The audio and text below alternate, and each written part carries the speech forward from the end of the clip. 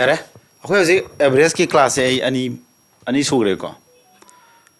अहानबा theory खरा ताखरे अनि सुब थ्योरी खरा अम ताय हजिक लेमोरिबा थ्योरी सरक मैदो ngasi क्लास होम सुब क्लास से थ्योरी लोइनबो तौदुइनेबको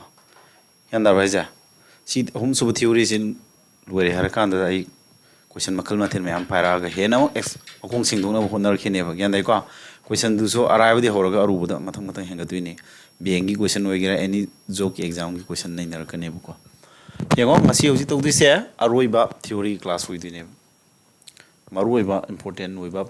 मागी प्रॉपर्टीज अमसुंग फॉर्मूला मैम अमा सिदा नहीं नरकने अदना क्लास याम थी मरुइदि मुन तारसुको येंगो अखोना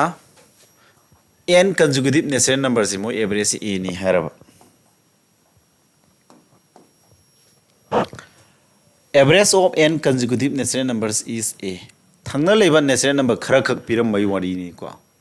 n hais masing khara ne ba ko thangna leba natural number khara khak piram mai moi average a ni har se adu di moi marak gi largest number adu puto kya tar ga dinga sagi average wer mi ba a do adu da kana ti sin dui ba sagi n minus 1 by 2 ji ti sin ne hayni ko sa adu smallest number puto kya ra na average wer ba a dagi minus n minus 1 by 2 aduga average of largest number duga smallest number jiga anigi average se kega asagi pyramid average to aduga dum same way lei ni sine pyramid se hena gyan thana bai explanation masam toge ko natural number khara ka pyramid je ko listen carefully natural number khara ka pyramid ge ko 7 8 9 10 11 sida pyramid natural number se kya no natural number क्या no n क्या no n 5 नत्रो natural number मंगा का पिरामे बा थंगना लई भाई तारे को consecutive natural number मंगा का पिरामे मोय average से क्या नो सिदा n से 5 नहीं average क्या नो सिदा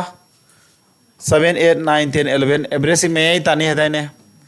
arithmetic progression ओर में ना average तो मैं ओर नहीं मैं दु क्या नो सिदा 9 नहीं अदो average तो ई सारी बदो सिदा मतंग सिदा खोई दी kana ने बा 9 ने यारे को से अदुदी नंबर मैम जी मरक ख्वाई चाव लार्जेस्ट नंबर दु कमाय पुथोकने है माइजे लार्जेस्ट नंबर पुथोके एवरेज होइरिबा एवरेज टू केदोबा नंबर ताम एन दे अमा खाइदो टू नि एनगने हम नत्रो अदुदी लार्जेस्ट नंबर पुथोजेबा लार्जेस्ट नंबर पुथोके तारगदी एवरेज टू कनानो एवरेज मतांग द कोइ 9 नत्रो 9 प्लस आरगा एन साइड 5 नत्रो 5 to 1 खाइदो अदु केदोबा 2 नेला अदुदी क्या दो 9 plus 5 to 1 खादो 4 4 to 2 येलदी 2 तुंद्रो 9 plus 2 11 लाख सुम्ब्रो खोजा 11 ताद्रो से लार्जेस्ट नंबर दो सुमिदना एना फॉर्मूला ओइना सिना फॉर्मूला ओइना पीबी वानिदा अंडरस्टैंड तो प्राइस एको एवरेज ऑफ केदोबा लार्जेस्ट थंगनो लेबा नेचुरल नंबर खर खकी एवरेज पिरमबगी वरी ने ज्ञान तारिको सिबाउजे अथा स्मॉलेस्ट नंबर पुथो क्या रगे केदोदिबा स्मॉलेस्ट नंबर पुथो क्या रगना हौजी एवरेज ओरिदो अखोगी 9 नत्रो अदुई कना खादुक्तिबा नंबर ऑफ टाइम एन जे सी 5 से अमा हंदर क्या ना 4 4 to 2 एन थोदी 2 2 खादोगा 7 तानी काय पिपुदर 7 ताई सुमी को से अद सी फॉर्मूला जे पालो हाइबने देना सी माई मतंग लाकनी ब काना ब मतंग क्या दाइ को से सी म खंजिलो सी लूरी ब्रो खंजिन मदो लूबो पोट ओर मोय को थंगना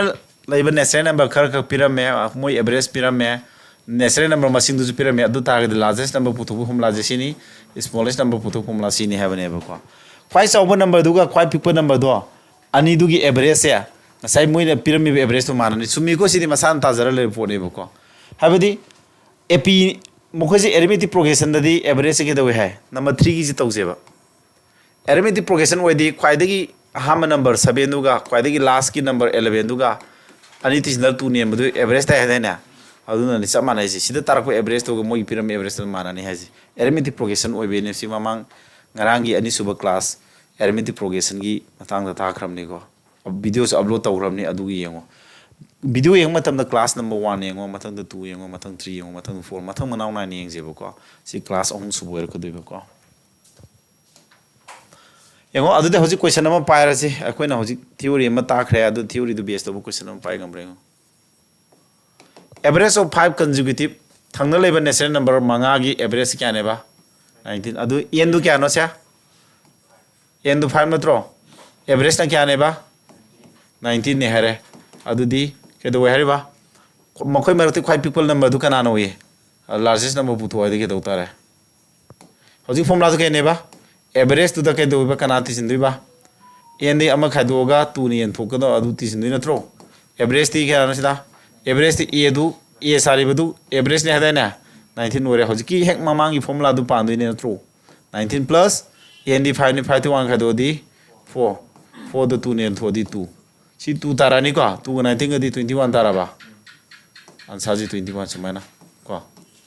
adi smallest hanga maga so si hot pai ni smallest formula du kai ba ji da largest le re si ga mana da ni smallest to smallest na kari a minus ar n minus 1 by 2 na tro a di kya no 19 adi n minus 1 di kya no n di n minus 1 di 5 minus 1 by 2 adu di kya no si 4 the 2 ne lo di 2 19 di 2 khado di 17 adu masing masa do hanga maga su 17 type adu su puthuk yani here ko adu si question je dum simple lo ram ngani khale live ra live ko samana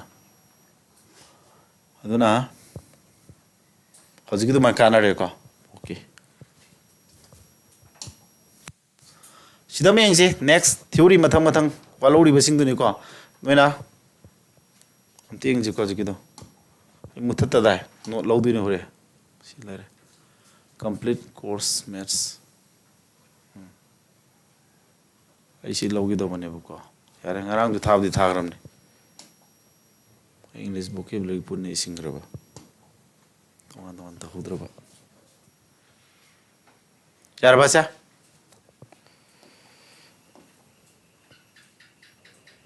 orjra mathang ding wase sida kai har shining is na average of n consecutive natural numbers is a takrabo n consecutive natural number nati maji okay sijo kano mane sigi singi onara bining ore average of n consecutive natural numbers e weraba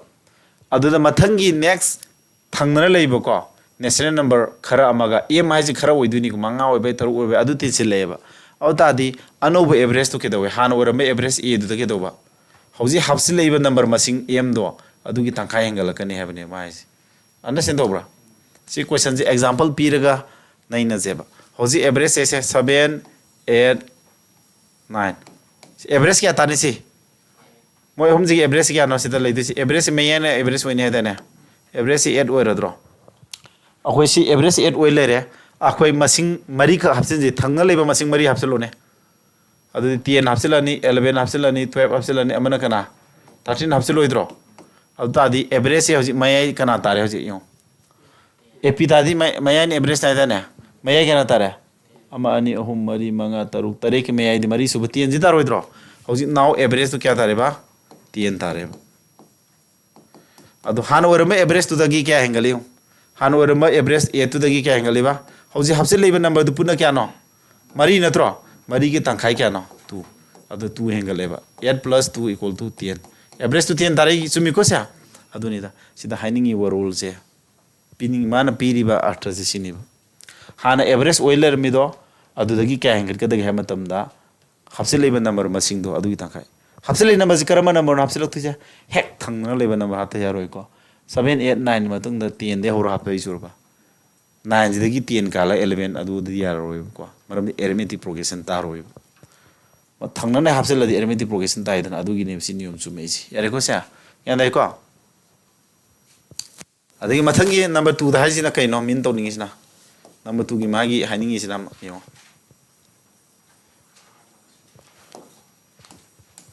m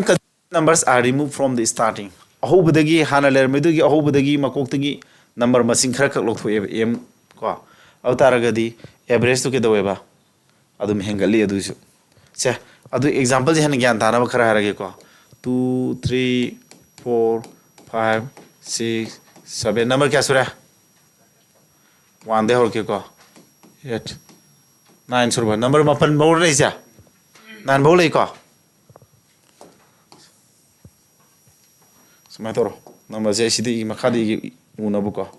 1 2 3 4 5 6 7 8 पुनः number क्या no मापन नत्र लेजा मैं average से कना ओएम थारो सीधे एवरेज से कना ओइबा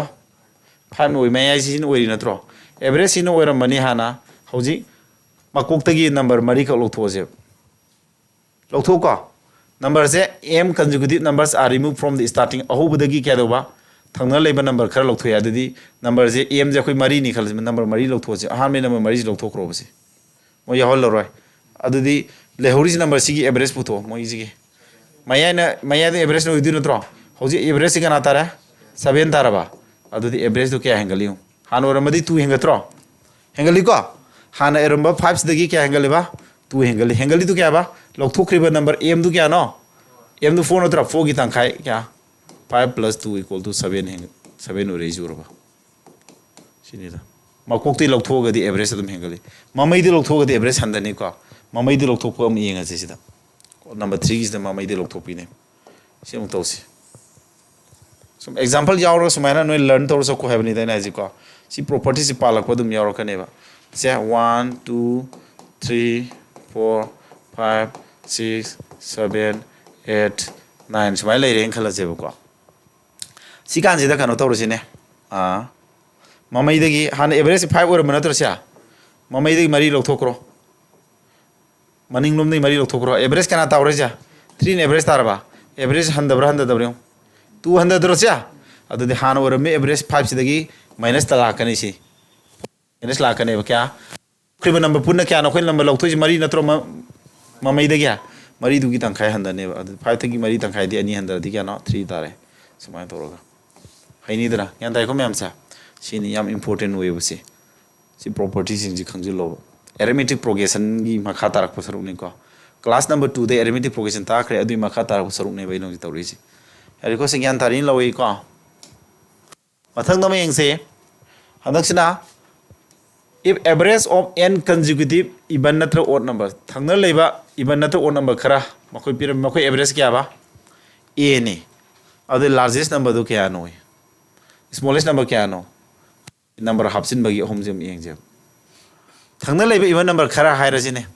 थंगना लेबे इवन नंबर आई मंगा पिरमगे 2 4 6 8 10 थंगना लेबे इवन नंबर क्या नो से मंगा एवरेज क्या आता है सीधा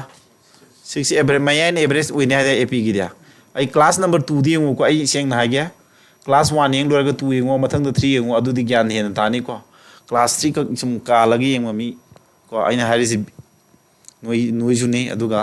आई यूट्यूब व्यूअर्स ने बन पुन्ना कमन होइना हायरबनी हाइदि काले येंग बियारो आई क्लास से लेक्ताक मतम प्लान तौर ताइने मतक मनाउ नाइना को अदुना काले येंग अदि यारो मनी मरी समदबनिना एवरेज तो सी ओरब नत्रो हादो केदोबा लार्जेस्ट नंबर एन दु क्या नो सिदा हौजी एवरेज क्या ओरे 6 ओरे नंबर ऑफ टाइम एन क्या नो नंबर पिर मंगा पिर नत्रो अदु लार्जेस्ट नंबर फुतो के दिगे ने बखन हाइजे लार्जेस्ट नंबर फुतो के तारगदी पिरमिबा एवरेज 6 दा कना तिसिनदुइबा पिरमि टाइम मसिंग जे सिते अमा हंदन लो एन दे अमा हंदा दि 5100 क्या नो 4 नत्रो 10 तारे सि सुमि को स्या अदि स्मॉलेस्ट नंबर फुतो क्या रजि यारे स्मॉलेस्ट नंबर फुतो क्या तारगु सिना माइनस तोर कोइ वानी दना अदु दि 51 का 4 64 का दि 2 कापि पदन 2 ओरे सुमि को से अदो नसाना सुमले रे अदु नंग एग्जांपल पिजरगा समायना ज्ञान दु ता हो है बने मयक सेन अंडरस्टैंड दोइ को मथंग दना करी थंगना लेबा नंबर क्या थंगना एक इवन नंबर का ओड नंबर का अनीदा हंगदब क्वेश्चन नि को से अतोप नंबर कंबुगी नते एरिथमेटिक प्रोग्रेशन जो ओइगदब अदु इवन ओड ओइगदब ने नत्रा अतोप गी दिन नते उसी फॉर्मूला से इवन को ओड कद पान्या फॉर्मूला ने एक मथंगी इवन ओरगन मथंगी एक थंगनब इवन नंबर खरा नत्र odd number organ odd number खरा तिनसिलेब हापसिलेब को अतादि एवरेज तो अनोबु एवरेज क्या हेंगल के हाबदु ने इंग्लिश ना नंबर 3 की सकोय उत्सेबा हाबदी थंगना लेबा 2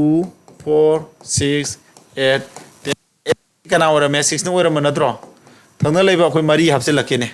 थंगना लेबा मरी हादि 12 14 16 18 हाबसे लो नंबर जी अतादि एवरेज कना तारे मया क्या तारे हो मया जी 10 तारबो जा न्यू एवरेज तो सी नत्रो न्यू एवरेज तो सी तारे अदु तारे के दोरे सा एवरेज तो हाना दे क्या हेंगले प्लस 4 हेंगत्रो ꯑꯗ ꯍꯦꯟꯒꯠꯂꯛꯏꯁꯤ ꯀꯩꯅꯣ ꯍꯦꯟꯒꯠꯂꯛꯏꯕ ꯃꯔꯤꯁꯤ ꯀꯅꯥ ꯃꯥꯟꯅꯩꯕ ꯉꯁꯥꯏ ꯍꯥꯞꯆꯤꯟꯈꯤꯕ ꯃꯔꯤꯗꯨꯒ ꯃꯥꯟꯅꯩꯕ ꯅꯝꯕꯔꯗꯨ ꯃꯔꯤ ꯍꯥꯞꯆꯤꯟ ꯇꯥꯔꯒꯗꯤ ꯑꯦꯚꯔꯦꯖꯇꯁꯨ ꯃꯔꯤ ꯍꯦꯟꯒꯠꯅꯤ ꯅꯝꯕꯔ ꯍꯥꯞꯆꯤꯜꯂꯗꯤ ꯑꯦꯚꯔꯦꯖꯁꯦ 5 ꯍꯦꯟꯒꯠꯀꯅꯤ ꯍꯥꯏꯕꯅꯤꯗ ꯑꯟꯗꯔꯁꯇꯦꯟ ꯇꯧꯕ꯭ꯔꯣ ꯒ꯭ꯌꯥꯟ ꯇꯥꯗꯦ ꯑꯗꯨꯅꯤꯗ ꯃꯥ ꯍꯥꯏꯅꯤꯡꯉꯤꯁꯤꯅ ꯀꯣ ꯁꯤ ꯅꯣꯂꯦꯖ ꯑꯝꯇ ꯌꯦꯡꯉꯣ ꯉꯁꯥꯏꯒꯤ ꯀꯩꯅꯣꯗ ꯇꯧꯕ ꯑꯗꯨꯃꯥꯏꯅ ꯑꯃ ꯅꯦꯆꯔꯦꯜ ꯅꯝꯕꯔꯗ ꯇꯧꯕ ꯑꯗꯨꯃꯥꯏꯅ ꯑꯗꯨꯃꯁꯨ ꯍꯥꯏꯔꯛꯀꯦꯀꯣ ꯅꯝꯕꯔ ꯈꯔ ꯄꯤꯔꯝꯒꯦ 2 4 6 8 10 12 16 18 नंबर क्या सर मरी 20 पुनः नंबर क्या ना लेजा मापन नत्रा एवरेज क्या था हम दें मैया जी थी सी 10 नत्रा आहान बगीने मरी लोग थोकरो ने फास्ट 4 लोग थोकरो बा मकुक तकी मरी लोग थोकरो बा एवरेज क्या ना था हुए 16 था होबरा एवरेज क्या हैंगल है आई इब द सोई करे को सी 14 इब द सोई बने 14 16 18 नत्रा अदुदी एवरेज से 10 ओर मनी हौजी अहान में मरी लोग थोकरो एवरेज क्या ना ओरे 14 ओर पुरा एवरेज से न्यू एवरेज सी ओरे 14 ओरे क्या हैंगल है मरी अदुदी मकुक तकी लोग थोअगदी के दोबा मकुक तकी मसिंग मरी लोग थोक तारगद एवरेज ते अदुम हैंगल लेरी एवरेज क्या हैंगल कनेबा लोग थोक की मरी दु हैंगल कनेबा ममई दी लोग थोक यम तौसे कोई खलसे बसे क्या ना भैजा ममई दु लोग थोक मजे हौजी क्या बा 2 4 6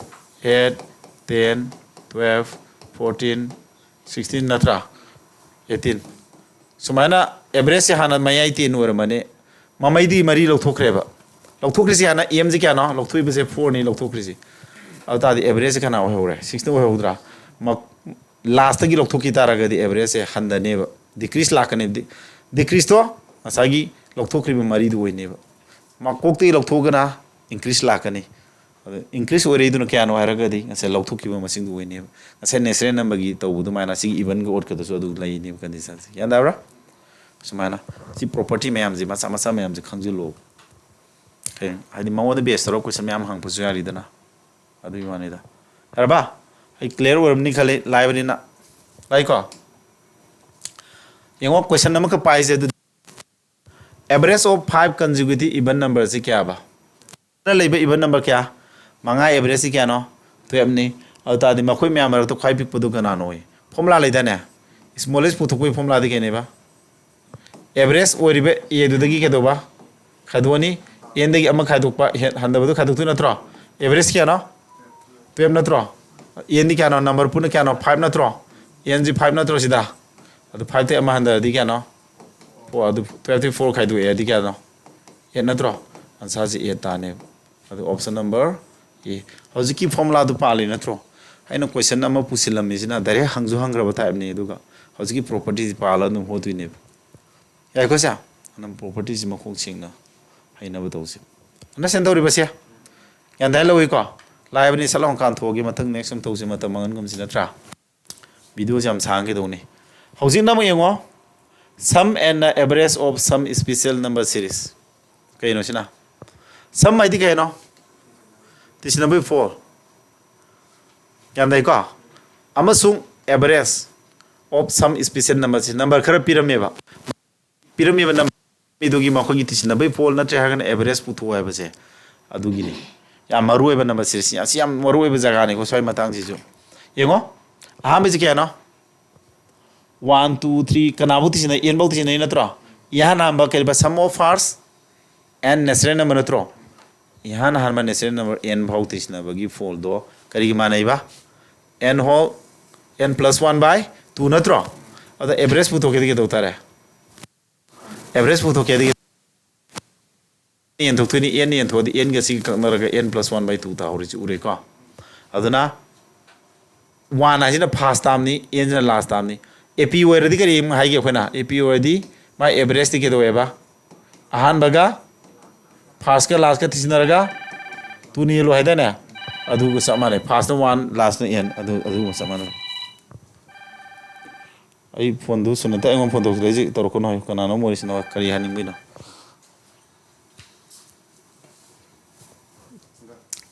यारबा नंबर 2 हाइरानी को सिकिदा ज्ञान था ब्रो लाइव नहीं अंतर हमने खलीदा क्या था उधर यह नान बा फर्स्ट इवन नंबर ने तरा बुक्ति सिंदौने नत्र यांकई बुक्ति सिंदौ क्या था ने फोन से समझे पुतो सम ऑफ फर्स्ट 50 नेचुरल नंबर है क्या ना एन दो लास्ट की तो क्या नंबर 50 नजर नत्रो अदु n + 1 दी क्या ना n ना 50 ले रहा है n + 1 दी 51 ले रहा है 2 ने लो 25 तारबा कुमंगा मा कुमंगा कुमंगा मंगा साम कुमंगा साम कुंतरे सितारोइद्रो माना हाइनी को सिनी अदु एवरेज पुथवार मंद के दोतीबा एवरेज पुथो क्या दी आहान बगा अरोइबति सिंदु नत्रो आमन सी अरोइबन 50 अदु तिसना 2 ना 51 दा 2 ने लद क्या तारे 20 का 0.5 सुमायना क्वेश्चन जी इनी हंगिंग बहंग मदा दु खोट पंगम दुइने बसे हंगागसु लेरब पोट ने बसे यानदाय को सा ममांग एम टेस्ट तौस याम हंगरब सी यारे अदन सी ज्ञान तारेन लौरे को मथंग नम के दो नंबर 2 की जम तौसी कोसे मथंग नंबर 2 सिना म ओ नंबर नत्रो 1 3 5 आइस ओ नंबर नत्रो ओ नंबर की लास्ट टाइम दु समाय इने दुइने को लास्ट टाइम इबुदु समाय एक्सप्रेशन दु समाय फोंदोप अदे यहाँ ओ नंबर n बाउ तिसना फोन से के दोएबा नंबर ऑफ टाइम मसिंग दु खंगदि के दोरे मदु स्क्वायर थौने हम नत्रो को अदुगा n पुथु हमला निसिना लास्ट नंबर द 1 तिसिलो अदुगा 2 ना yen मस n ताई है नि को सिनामा हाई एग्जांपल पिरके यहाँ नाम ओ नंबर मंगा तिसिनो ने क्या था क्यों यहाँ नाम ओ नंबर क्या नो सा क्या था के 25 ताब्रियो n क्या नो सी n 5 नत्रो अदुदी 5 स्क्वायर तारने 25 ताद्रो सा अदु अखोने n जे कमाई पुथोकनी n पुथोपसिना मांग सेजी लास्ट नंबर दु 1 तिसिलो हायरे अदु 2 नेलो लास्ट नंबर कना नो 9 द 1 तिसिलो दि 10 दाद्रो 10 द 2 नेलो दि 5 ताद्रो अदु लास्ट नंबर पुथोपगी नि सिना को 9 the 1 तिसिलो 2 नेलो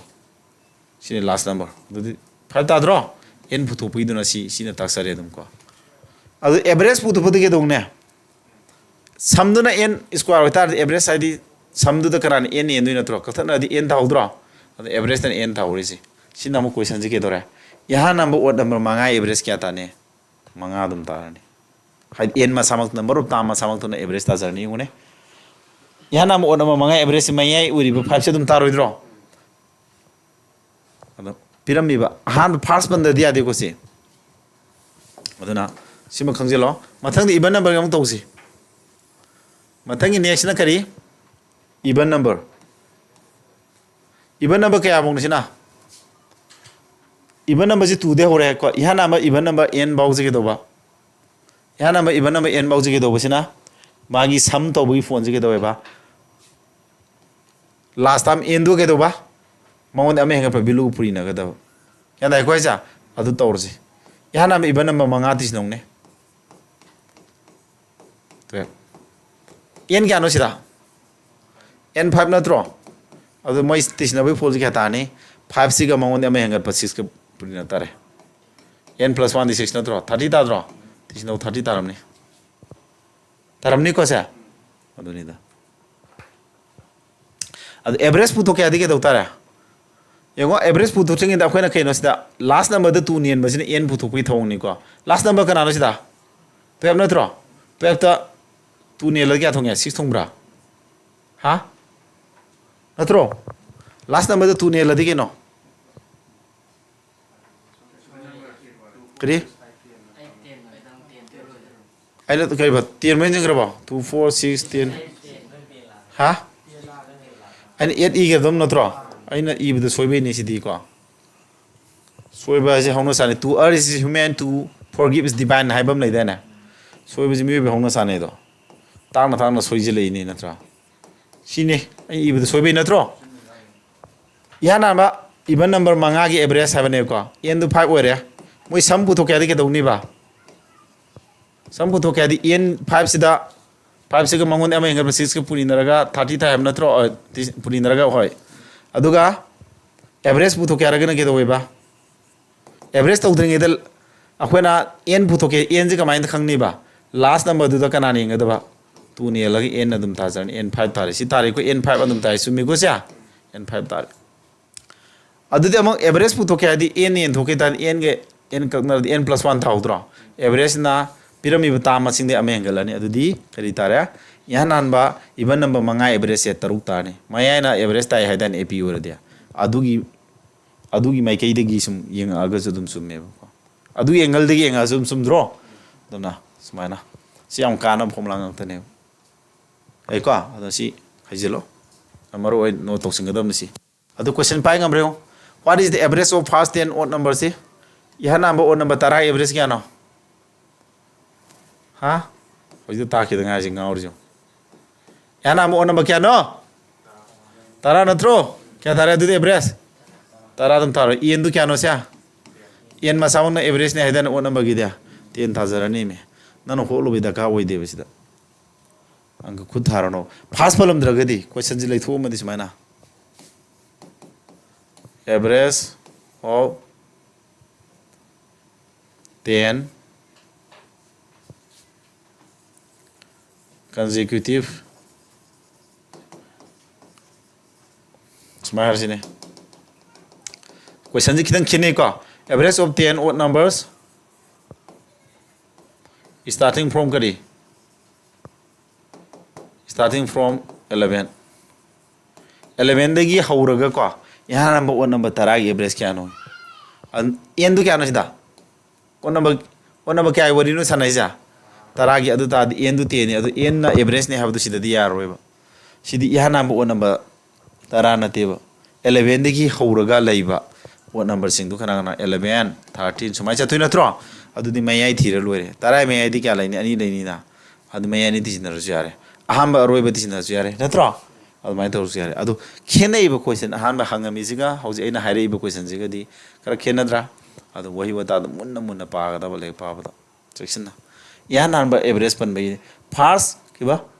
first 10 odd numbers ya number odd number 10 hai ni si first pan ga dawne na tra sida hina ya number odd number 10 hai na te 11 de horaga ahanba odd number 10 hai 11 de hobune kwai ya number odd number 1 de hobudu na te adu ta di formula do sigi n no ni ha na te ba sida pan du sinama section low ko sumase next time sina kari hari ba pa se mayam se noi ngam do male sem to se kya ta ne ham tharo se lai julai ko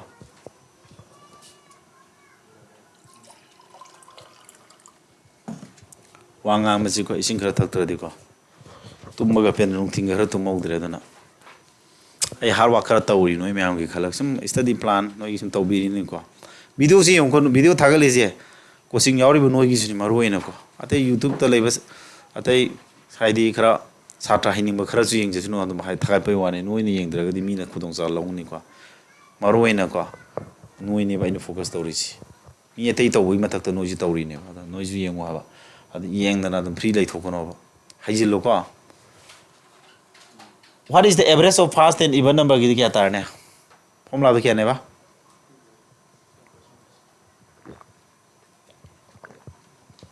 n plus 1 natro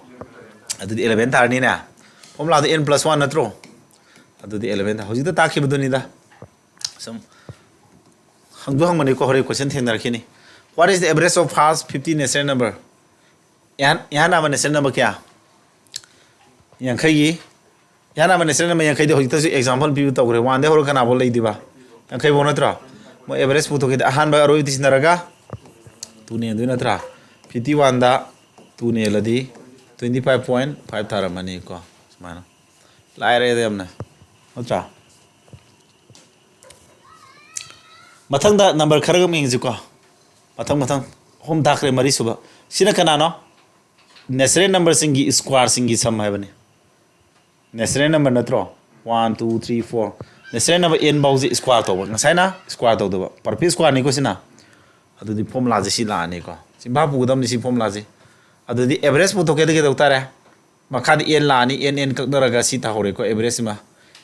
average su khango ti sina bai fol ju khango ko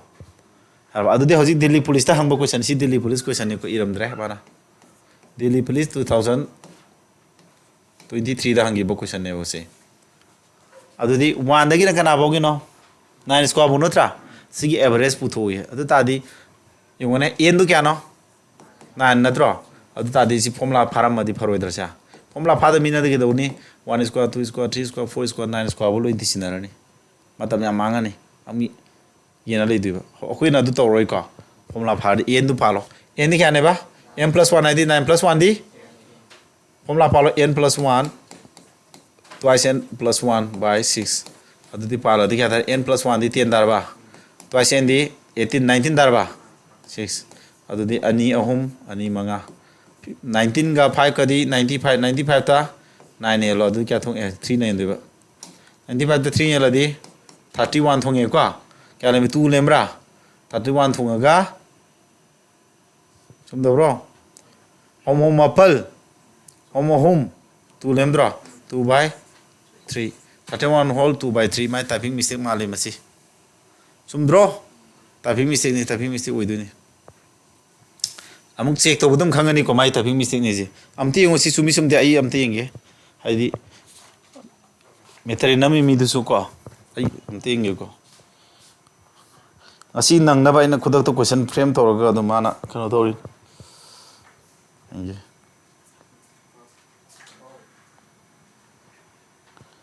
ꯁꯣꯏꯕ꯭ꯔꯥ ꯁꯦꯝꯒꯦ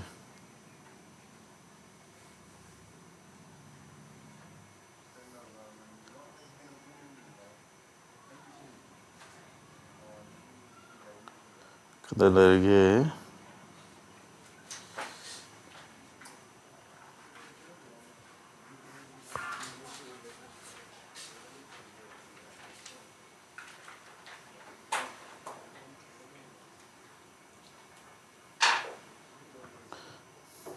ꯀꯗꯥꯏ ꯃꯦꯔꯥꯁꯤ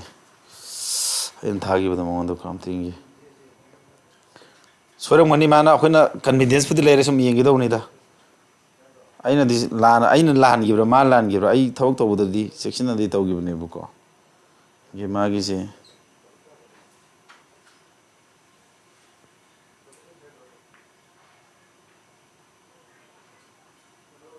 क्या बन साजा 31 whole 2 by 3 Sumi Sumi मान number 7 formula से आराम लेते नत्रा अदुम सुम typing mistake कुम मसी को हे एग्जाम दे पाक सोइगन दबनी दा अखोय सुम ताक थोकनबसी मेटेरियल अखोयना रेडी तौरीने द सोइबा मसा मसा जे दम जौरक पाजी होनो सानी नत्रा यम को यान दारि को चा फॉर्मूला अखोयन पान gi बसु सोइबा लेते एन जी क्या नो सम सम बांग कनी दा 9 1 10 upper 3 5 3 ahum mangam 95 ahum 31 2 lemon sumi sumi si sumi mathang de kanai ko cha number kamu sina kari sina odd number singi square to ba adu tisina fold ji sini adu average pu to kya de n jing mangrani ko makad n la n kakna mangri ji urba simba pu to kadam ni sidi ko not chinjilo duga sum hanjin i sana ga da ba sim ba to ba je yeng na i sana bu ne ba mathematics ki ni ne blind na simba pu formula जे अदु ओर मदि कमाय तब ई सनाव येंगदना का हंजिन हंजिन अदु तोइना तौरि के अदुम सिमा पुबि हेलकने का अखोय बाय हार्ट पंगबु पुदि यारोय सिगी दे सिना इवन नंबर सिंगी स्क्वायर नत्रो सिना ट्वाइस n को whole twice n whole into n plus 1 whole into twice n plus 1 अदु n मांग नगरने होरे को एवरेज पुथु पेदि अदु n मांग रिसि समाना सिना मके दोबा नेचुरल नंबर सिंग कीप तो बइने को अदु दिंगा सागी नेचुरल नंबर सिंग तिसना बइ फोल्ड दु दगी स्क्वायरिंग लापनि माइ दि को स्क्वायरिंग लाबनि सी स्क्वायर जी n गी स्क्वायर लानी m plus 1 होल गी स्क्वायर लानी मका द 2 स्क्वायर दि 4 लाइ होरे एवरेज पुथु कान द मका द n म लेदु n कन n म ले मौरे को अदु नि सिमाइ लाइ से हैनि को से कसुलु बनत्रे से अरे को सा तुम सिजिंग नोना नो सिन लगा बाय हा तौर दौने बको मरम दि कइनो होजे एन ममांग उट कि दंग आइदो सी फादे यारो से हंगि ले जुरो बसे हंगकान दा सी मसिंग पे फरी नत्रो फॉर्मूला फाद्रगो से नंग अंकोर पे ngam ni बसे 9 स्क्वायर क्या नो 8 स्क्वायर क्या नो पुतो थिने याने मसिंग याम ति चौबर मदि हा 1 स्क्वायर दगिन आ 28 स्क्वायर दय बगो तोरम अदु दु होना बद पूरा डायरेक्ट फॉर्मूला फाद्र दि दि बेरा तारने अदन अदुम बसी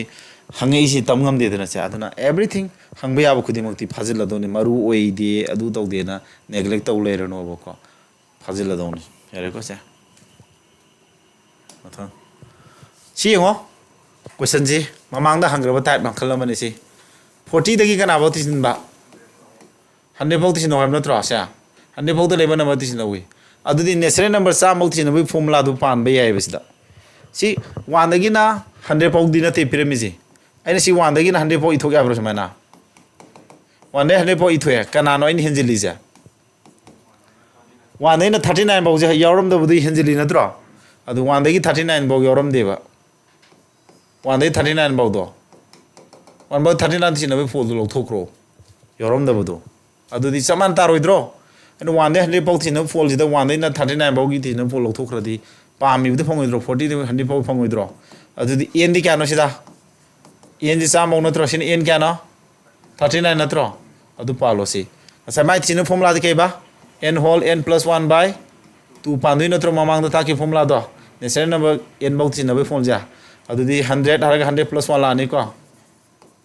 मखा क्या 100 + 1 मखा 2 सोमदना -39 है 39 चापदी 40 रा 40/2 लाओद्रो कथन क्या तारे से यांखई थंगनी यांखई पुरीदी 50 50 सिका 20 थोंब्रा 20 पुरीदी अनि 53 अनि 3 780 खादोग लोरेसिदा सियां खसिना सातारोइद्रो से खादोगनाबदो तौरो क्या तारे 0 लोरनी निपान तारे 70 ना लोइबान साथीरो ऑप्शन नंबर ए सुमाय होलो सर 70 लोइरोइद्रसे आंसर से लोइ होद्रो जारे नत्रो अंक से कछु लुदेव सिदा लॉजिक मसाम खक्ति सानाय कोइना 40 दगिन 100 फाउ तिसनबो फॉल से 1 दे 100 फाउ ओनथोकपा यारोमदब खरा हापसिलगा कना 1 दे 39 बो याहोलगा याहोली पोतो मोइन यारोमदबनि नम लौथोबम थोबम लौथोकिबा यारेगो सा सि लॉजिक सि सानो सिदी बेटिंग एवरेज हाइबसिमा करिनो याम तीना संगबा मने सिजुको बेटिंग एवरेज हाइबद केनो बेटिंग एवरेज हाइबसे केनो क्रिकेटर अमना बैट्समैन अमना सचिन तेंदुलकर होइगुमा अदगी विराट कोहली गुमना बेटिंग तो मतम केदोबा मोना मैच मैम साना का रन मैम लौरीदना नोंम नुमितना केदोई रन अमत लौदबा यावी 0 लौबा यावी दग चाबो कौदाइने दुबा हा करिगु नुमितना केदोया करिगु नुमितना रनजे मैम सेंचुरी की यइदना तौद्रो अदो लौबसु यावी लौदबसु यावी ngase एवरेज हाइदि केनो सांग माना टीम थोक्तुइ नत्रो अदुना बेटिंग एवरेज हाइबदि माना टोटल लौगिब रनदुदा माना सानागिबा मैच मसिंदु यथोक्तुइबा 0 लौगिबा मैच ओइगेरा ओइरोइरा याम लौगेर लोरे मैच मसिंग टोटल मैच नि यथोक्तुइबा अरे को अदुगा टोटल मैच नट्रगन इनिंग साइज ना केनो इनिंग्स एसा खदौन माइ स्पेलिंग जुका इनिंग साइज केनो बेटिंग तौबगी नंबर ऑफ बेटिंग तौबदो इनिंग साइज दि बेटिंग मान अमु बेट पाइबजे बेट पाइबे तरद अमु सिबु इनिंग्स अमु कवेबो को नंबर ऑफ इनिंग्स अनि ओब्लिक पिरिजे मैच मसिंग नट्रगा इनिंग्स मसिंग दुनि येन गदौने हब बेटिंग एवरेज फजर में बैट्समैन दो बेटिंग तौरिबो नो पादो बेट थोम या हे हाइने याना भाइजा अरे को मैच ना खजित सानाबा युंगने वा मागेने सचिन तेंदुलकर सिना रन जे चनी लौरे खलजे लिसिंग अनि लौरे खलजे मा सानाय मैच ना ओनली कुंदनी खलो बेटिंग एवरेज यावरोइद्रो कुनेलदि क्या तारा चाम थुंब्रा अदुगा अतोप प्लेयर हरबजन हरजेबको माना रन लिसिंग अनि लौरेबको मान सानाय मैच ना कनो ने हरजेबको यांखै नि हरजेब अदु क्या तारे से मंगा क्या ता गेम दियो 40 थुंब्रा अदु बेटिंग एवरेज कना हेले सचिन तेंदुलकर हेंद्रो रन दिसा माना लोबा मैच मसिंग याम दबा मैच खजितंग सानाबद रन याम लौगे हाइने सि ताकोदी मैच याम सानाद्रगसु मा रन याम लौ ngame हाइने हाइदि अदु ताकोदी बेटिंग याम फाबा कौदुइ नत्रो अदुना बेटिंग एवरेज से मादी बेलू सौरै खुदिंगी अफबा कौवेब होरेन बॉलिंग एवरेज हम यावरकिनी अदुना नुम केदोया हाइदि एवरेज तो पिंखै अफबा कौवेब केंदाब्रा अदुना कोनम नैनरसिको यारे सी पान फॉर्मुलाजे अदु सिदगी फॉर्मुलाजे ओंथोंजे टोटल रन पुतो केदे केदो तारा नंबर ऑफ मैच तो कना पुइना तारा नंबर ऑफ मैच नथर इनिंग्स गा सी पुइना एवरेज का नि सी पुइना रोइद्रो करन चननी को फॉर्मुला अदु को अदु बेस तो क्वेश्चन नम खक नैना से करेबा बैट्समैन नुपा मन मागी 12 सुब इनिंग्स साइड बैटिंग तरानी थोइरक तौबसिदा रन क्या लौबा 63 run लौसिले aduga mana hana lermi average tu dagi kya hengale ba tu hengale hana average amadi lejarami magi ko mana tarani thoi suba betting to bujida run khara yamna 63 lo bujina hana average to dagi ka khale tu ka khale what is his average before 12 innings 12 innings for mamang do oiram magi average to kya noi adu mamang oiram average to x ni low roba kanai mamang da up to 11 innings sai tare te ki mamang di 11 innings na draw inning taraga ma to betting taraga kya rak to ba hai no tarama thoirok to ba hai bne ko innings tarama thoirok ko de man lori average run ja x ni low roba tu tel kya tare de tu tel run puto kya di se ni pui ne da na karan pui se ni karan pui ne formula ni ja de 11 ga kana ga x ka sina tu tel run do kya tare ba 11x tu tel run ja tu tel je man lori je 11x run ji ne ba ahan bagi inning tarama thoi de loro mi ji tu tel je si x ni ko gan puto te an sa je adu hoji 12 suba up to 12 innings pau de di 12 innings pau da betting kya rak to ba na sina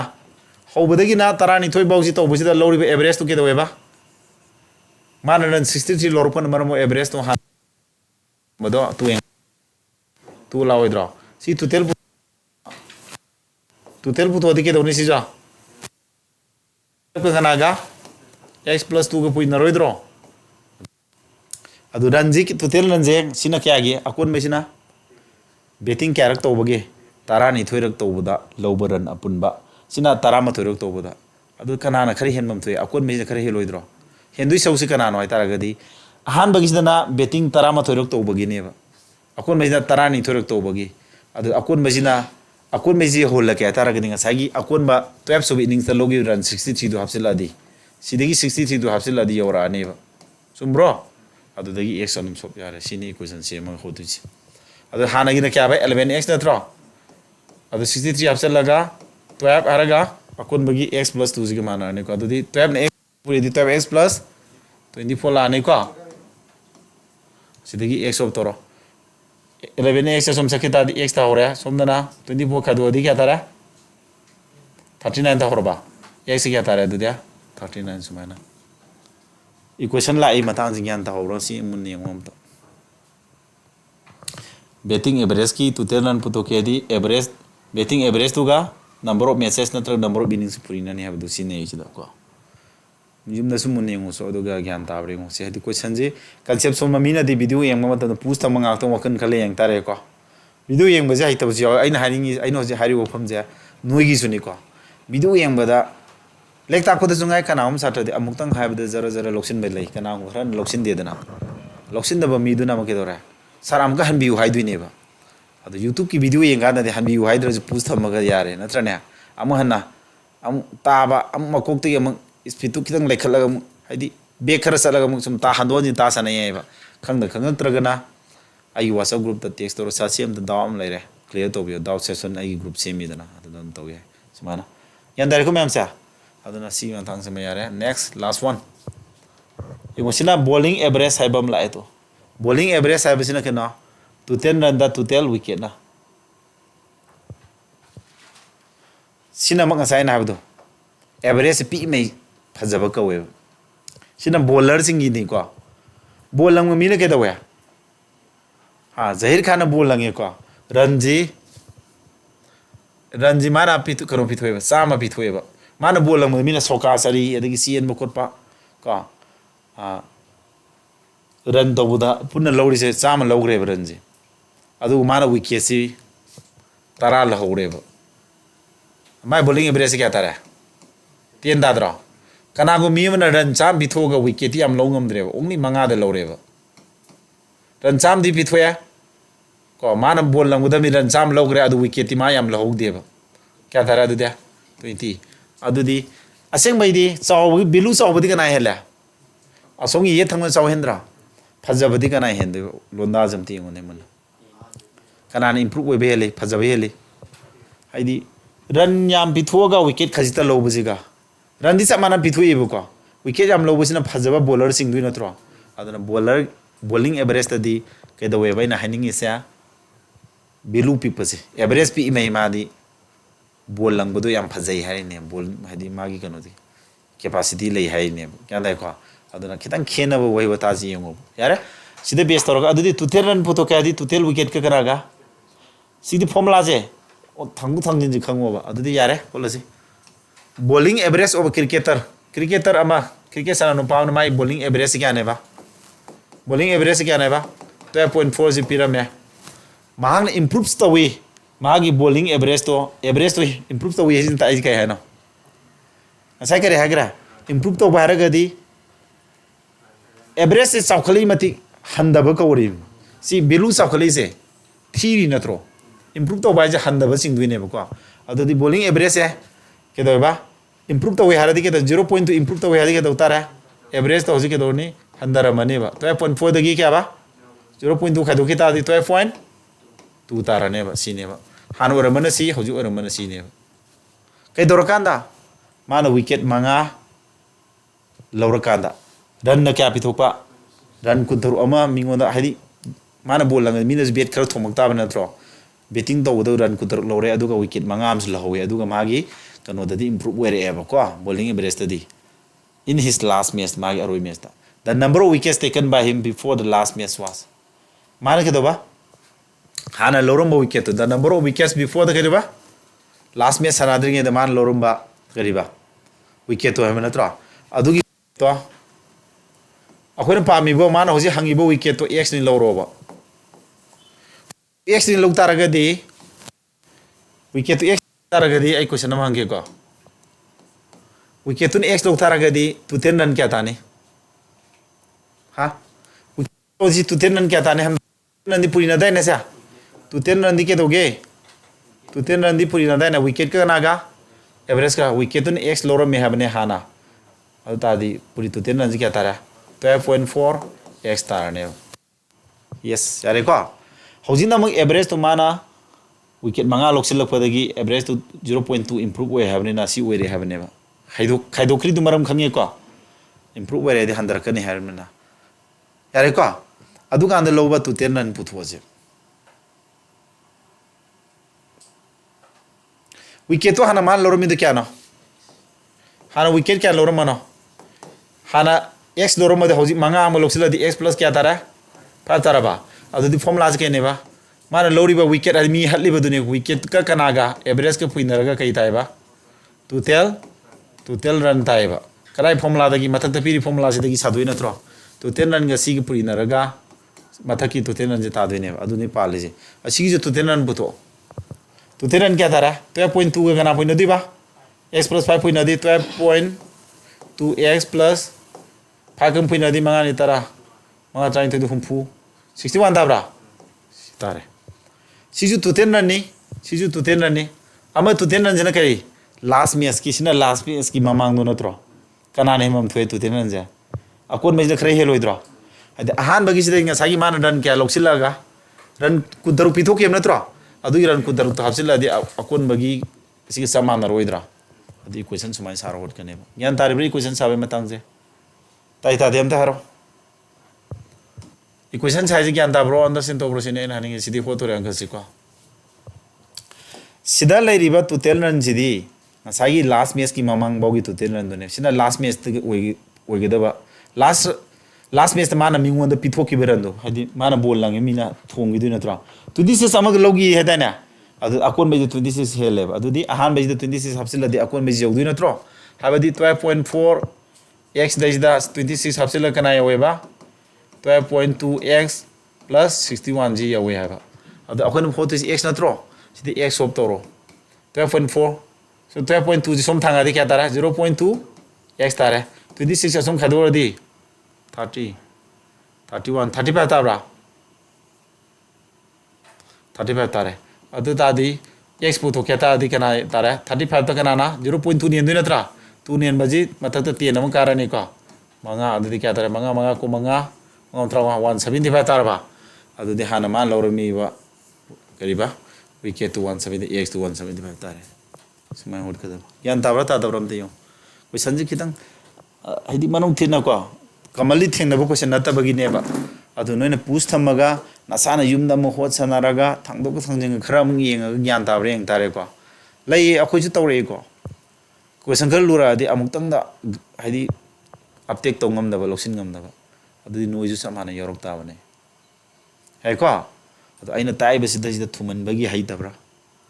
ꯑꯗꯩ ꯂꯧꯁꯤꯟꯕꯗ ꯑꯍꯥꯟꯕ ꯊꯦꯡꯅꯕꯒꯤ ꯋꯥꯕ꯭ꯔꯥ ꯑꯃꯗꯤ ꯑꯣꯏꯔꯝꯗꯣꯏꯅꯦꯕ ꯒ꯭ꯌꯥꯟ ꯇꯥꯗ꯭ꯔꯒ ꯑꯗꯣ ꯍꯟꯖꯤꯟ ꯍꯟꯖꯤꯟ ꯌꯦꯡꯉꯀꯥꯟꯗ ꯒ꯭ꯌꯥꯟ ꯇꯥꯅꯕ ꯍꯣꯠꯅꯗꯧꯅꯤ ꯃꯤꯑꯣꯏꯕꯁꯦ ꯑꯃꯨꯛꯇꯪ ꯄꯥꯕꯗ ꯍꯩꯕ ꯃꯤꯁꯨ ꯑꯇꯥꯡꯕꯅꯤ ꯃꯣꯏꯁꯨꯀꯣ ꯑꯃꯨꯛꯇꯪ ꯄꯥꯕꯗ ꯍꯩꯔꯦ ꯍꯥꯏꯕ ꯃꯤꯗꯨꯁꯨ ꯀꯔꯤꯒꯨꯝꯕ ꯇꯥꯟꯖꯥ ꯑꯃꯗꯗꯤ ꯃꯥꯁꯨ ꯍꯟꯖꯤꯟ ꯍꯟꯖꯤꯟ ꯄꯥꯕꯗ ꯈꯪꯗꯕ ꯌꯥꯎꯔꯤꯅꯦꯕ ꯑꯩꯈꯣꯏꯁꯨ ꯉꯥꯏ ꯃꯦꯠꯁꯇ ꯍꯩꯒꯜꯂꯦ ꯍꯥꯏꯔꯤꯕ ꯑꯩꯁꯨ ꯑꯩꯅ ꯎꯈꯤꯗ꯭ꯔꯒꯗꯤ ꯈꯪꯈꯤꯗ꯭ꯔꯒꯗꯤ ꯁꯨꯡꯈꯪ ꯈꯪꯗꯕ ꯃꯤꯅ ꯂꯥꯏꯅ ꯈꯪꯕꯗꯣ ꯑꯩꯅ ꯁꯨꯡꯈꯪ ꯈꯪꯗꯕ ꯖꯒꯥꯁꯨ ꯑꯗꯨꯝ ꯌꯥꯎꯔꯛꯑꯦꯕ ꯑꯗꯨ ꯖꯒꯥꯗꯨꯗꯤ ꯑꯩ ꯍꯟꯖꯤꯟ ꯍꯟꯖꯤꯟ ꯋꯥꯈꯜ ꯇꯧ ꯇꯥꯔꯦꯗꯅ ꯌꯥꯗ꯭ꯔꯕ ꯂꯥꯁ ꯑꯋꯥꯔꯗ ꯑꯩ ꯂꯩ ꯑꯩꯅ ꯍꯦꯜꯞ ꯇꯧꯗꯣꯏꯅꯦ ꯅꯠꯇ꯭ꯔꯥ ꯑꯗꯣ ꯍꯦꯜꯞ ꯇꯧꯅꯕꯅꯤ ꯂꯩꯔꯤꯁꯦ ꯑꯗꯨꯅ ꯋꯥꯆꯞ ꯒ꯭ꯔꯨꯞ ꯂꯩꯔꯤꯁꯤꯗꯩꯁꯤꯗ ꯁꯤ ꯈꯪꯉꯤ ꯈꯪꯗꯦ ꯑꯗꯨ ꯅꯣꯏꯅ ꯑꯦꯅꯤ ꯀꯣꯏꯁꯟ ꯑꯦꯔꯥꯏꯁ ꯇꯧꯕꯗ ꯑꯩꯅ ꯇꯥꯛꯇꯕꯁꯨ ꯂꯩꯇꯕꯅꯤ ꯐꯖꯅꯀꯣ ꯉꯁꯥꯏꯁꯨ ꯌꯨꯇꯨꯕ ꯆꯦꯅꯦꯜꯗꯒꯤ ꯃꯣꯏ ꯈꯔ ꯑꯃꯅ ꯀꯩꯅꯣ ꯍꯥꯏꯔꯦ ꯀꯣꯏꯁꯟ ꯈꯔ ꯏꯔ ꯁꯤꯗꯣ ꯍꯣꯠꯄꯤꯔꯣ ꯍꯥꯏꯕꯅꯤ ꯑꯗꯨ ꯇꯣꯉꯥꯟꯅ ꯑꯩ ꯚꯤꯗꯤꯑꯣ ꯁꯦꯝꯃ ꯊꯥꯕꯤꯔꯒꯦ ꯇꯧꯕꯅꯦ ꯑꯗꯩ ꯁꯤ ꯚꯤꯗꯤꯑꯣ ꯑꯍꯨꯝꯁꯨꯕ ꯑꯣꯏꯗꯣꯏꯅꯤ ꯃꯔꯤꯁꯨꯕ ꯚꯤꯗꯤꯑꯣꯗꯨꯅ ꯑꯩ ꯕꯦꯡꯒꯤ ꯀꯣꯏꯁꯟ 5ꯁꯨ ꯅꯩꯅꯈ꯭ꯔꯕꯅꯦꯕ ꯉꯁꯥꯏ ꯚꯤꯗꯤꯑꯣ ꯔꯦꯀꯣꯔꯠ ꯂꯣꯏꯈ꯭ꯔꯦꯕ ꯅꯣꯏ ꯃꯃꯥꯡꯗꯣ ꯑꯗꯨꯅ ꯃꯊꯪ ꯚꯤꯗꯤꯑꯣ ꯑꯅꯤꯅꯤꯀꯣ ꯊꯥꯔꯛꯀꯗꯣꯏꯁꯦ ꯁꯤ ꯑꯍꯨꯝꯁꯨꯕ ꯚꯤꯗꯤꯑꯣꯁꯤꯃ ꯑꯞꯂꯣꯗ ꯇꯧꯔꯛꯑꯅꯤ ꯑꯗꯨꯒ ꯅꯦꯛꯁꯇꯅ ꯍꯧꯖꯤꯛꯀꯤ ꯕꯦꯡꯒꯤ ꯀꯣꯏꯁꯟ ꯅꯩꯅꯕꯗꯣ SBI ꯀ꯭ꯂꯥꯔꯛꯀꯤ ꯃꯦꯟꯒꯤ ꯄ꯭ꯔꯤꯂꯤꯝꯒꯤꯀꯣ ꯑꯗꯨꯝ ꯊꯥꯒꯠꯂꯛꯀꯗꯣꯏꯅꯦ ꯌꯥꯟꯗꯕ꯭ꯔꯥ ꯍꯥꯏꯁꯦ ꯑꯗꯨ ꯅꯣꯏꯅ ꯑꯦꯅꯤ ꯗꯥꯎꯠ ꯂꯩꯔ ꯑꯗꯨꯝ ꯀꯣꯏꯁꯟ ꯍꯪꯕ ꯌꯥꯅꯤꯀꯣ ꯑꯗꯣ ꯑꯩ ꯇꯥꯏꯁꯦ ꯊꯨꯃꯟꯈ꯭ꯔꯦ ꯈꯔ ꯒ꯭ꯌꯥꯟ ꯇꯥꯍꯧꯗꯦ ꯍꯥꯏꯔꯒꯁꯨ ꯑꯦꯅꯤ ꯀꯣꯏꯁꯟ ꯑꯦꯔꯥꯏꯁ ꯇꯧꯕ ꯌꯥꯏ ꯀꯣ ꯁꯨꯃꯥꯏꯅ ꯇꯧꯗꯅ ꯀ꯭ꯂꯥꯁ ꯅꯝꯕꯔ 3ꯁꯦ ꯁꯨꯃꯥꯏꯅ ꯂꯣꯏꯁꯤꯜꯂꯦꯀꯣ ꯑꯗꯣ ꯍꯌꯦꯡꯗꯩꯗꯤ ꯊꯤꯑꯣꯔꯤꯁꯤ ꯂꯣꯏꯔꯕꯅꯤꯅ ꯅꯨꯡꯉꯥꯏꯔꯅꯤ ꯍꯥꯏꯗꯤ ꯀꯣꯏꯁꯟ ꯃꯈꯜ ꯃꯈꯜ ꯅꯩꯅꯕꯁꯦ ꯑꯩꯉꯣꯟꯗꯁꯨ ꯂꯥꯏꯔꯤꯛ ꯇꯥꯛꯄꯁꯦ ꯊꯤꯑꯣꯔꯤ ꯇꯥꯛꯄꯗ ꯀꯣꯏꯁꯟ ꯅꯩꯅꯕꯁꯦ ꯅꯨꯡꯉꯥꯏꯑꯕ ꯏꯟꯇꯔꯦꯁꯇꯤꯡ ꯌꯥꯝ ꯑꯣꯏꯖꯩ ꯍꯥꯏꯇꯥꯔꯦꯅꯦ ꯑꯩꯁꯨ ꯕꯤꯠ ꯌꯥꯝ ꯂꯩꯖꯩꯑꯕ ꯀꯣ ꯍꯣꯠꯅꯅꯤꯡꯕ ꯑꯗꯒꯤ ꯑꯅꯧ ꯑꯅꯧꯕ ꯇꯤꯞꯁ ꯄꯨꯊꯣꯛꯑꯒ ꯁꯣꯔꯠꯀꯠ ꯄꯨꯊꯣꯛꯑ ꯇꯥꯛꯅꯤꯡꯕꯗꯣ ꯌꯥꯝ ꯐꯥꯎꯋꯦ ꯍꯥꯏꯇꯥꯔꯦꯅꯦ ꯌꯥꯔꯦꯀꯣ ꯑꯗꯨ ꯅꯨꯡꯉꯥꯏꯅꯤ ꯊꯤꯑꯣꯔꯤꯁꯤꯡꯁꯤ ꯐꯖꯅ ꯌꯦꯡꯊꯣꯛꯑꯣ ꯀ꯭ꯂꯥꯁ 1 2 3 ꯑꯗꯨꯒ ꯍꯧꯖꯤꯛꯀꯤ ꯀ꯭ꯂꯥꯔꯛꯀꯤ ꯕꯦꯡ ꯀ꯭ꯂꯥꯔꯛꯀꯤ ꯀꯣꯏꯁꯟꯁꯤꯡꯗꯨꯒ ꯀ꯭ꯂꯥꯁ 4 ꯁꯨꯔꯦ ꯍꯌꯦꯡ 5 ꯁꯨꯕ 6 ꯁꯨꯕ ꯑꯗꯨꯝ ꯑꯩ ꯚꯤꯗꯤꯑꯣ ꯔꯦꯀꯣꯔꯠ ꯂꯧꯗꯣꯏꯅꯤ ꯁꯤꯗꯗꯤ ꯀꯣꯏꯁꯟ ꯉꯥꯛ ꯅꯩꯅꯔꯅꯤ ꯃꯈꯜ ꯃꯈꯜ ꯀꯣꯏꯁꯟ ꯃꯈꯜ ꯇꯥꯏꯞ ꯃꯌꯥꯝꯁꯦ ꯁꯨꯅꯕꯀꯣ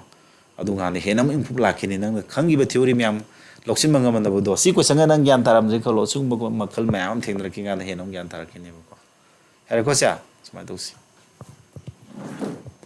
ꯉꯁꯤ ꯃꯩ ꯂꯥꯛꯇꯅ ꯂꯣꯏꯁꯤꯜꯂꯦꯀꯣ